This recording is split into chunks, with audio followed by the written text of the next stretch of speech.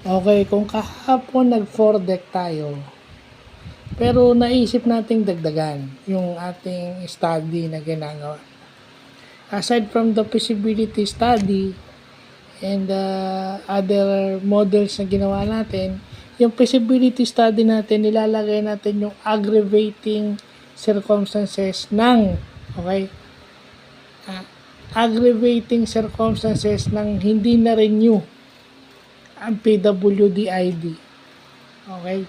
Yung magpapalala ng sitwasyon nila if ever hindi na-renew yung PWD-ID ng mga PWD members dito sa Molino 2. So, yun yung natutunan ko. Kasi sa law, nagbabasa ako sa law tsaka sa criminology. Aggravating circumstances. So, nilagay ko rito, pag hindi na-renew yung kanilang PWD ID, hindi sila makakatanggap ng stub sa Kalinga. Alam naman natin kung anong natatanggap sa Kalinga, cash. So, yung cash na yun, pwede ipambili ng bigas, pwede ipambili ng ulam, at kung ano pa man. Kung expired ang PWD ID mo, wala kang 20% discount sa gamot at wala kang 5% discount sa basic necessities. O, hindi ko pa nailagay rito yung hindi ko pa nailagay rito yung number 4, pero ilalagay ko.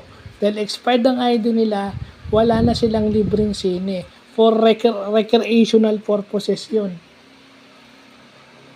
As part of their recreational activities, yung libreng sine dito, ilalagay ko rin yun. So kung expired ang ID mo, yun yung mga magpapalala kung wala kang PWD ID. Isipin mo yun, magkano sine ngayon para man lang makapaglibang yung PWD.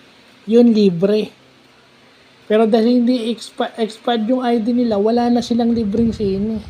So mag-aantay pa sila kung kailan sila may pera. Hindi naman natin alam kung kailan pa yun magkakaroon sila ng pera, di ba? So yun yung mga nilalagay natin, aggravating, magpapalala, mag-exaggerate o mag-exasperate ng sitwasyon. Ilalagay natin yan kasama ng mga Tsaka syempre, yung pinakahuli, pag gusto mong magkaroon ng prosthetic, hindi pwede kasi ang unang requirement doon, maaring bigyan ka ng medical certificate, bigyan ka ng doctor's request, pero kung wala kang ID, wala. Yun ang unang requirement kasi yung ID. Isa yan sa pinakaunang requirement, aside from the medical certificate and doctor's request for prosthetic, ang PWD ID ang isa sa requirement. So, yun lang po.